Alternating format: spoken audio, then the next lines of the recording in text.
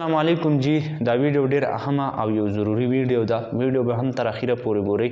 او مخکې به هم شیر کوئ ځکه چې په دې کې یو ضروری پیغام دی، یو اهم پیغام پکې د ویډیو کې پروت دی. تاسو ته په دې موبایل په دې سکرین باندې چې کوم دغه توصیران اینئ دا دوه توصیران دا واقعا زموږ په پرون په باجوړ کې راغلې ده چې ډیره درناکه واقعه ده. دا کم کس چې تاسو وینئ د دې ماشومې د کډنیپ کېدو او د اغوا کېدو کوشش یې کړی دی. ماشومې باندې د نشې اوزار هم استعمال کړي دي خو په دغه ټیم کې خلکو نیولې دی او پولیسو له هم ورکړی دی. دغه ویډیو کې به تاسو وینئ، زه څه دغه ویډیو پلی کولی نشم خو هسې په سکرین مې ته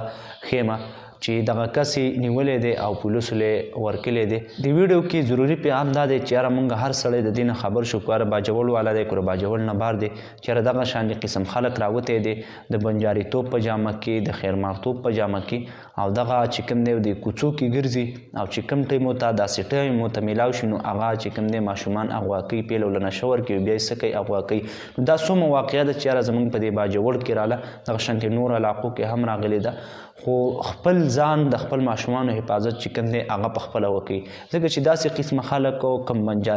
بنجاریان دي یا دغه شانتې خیرماران دي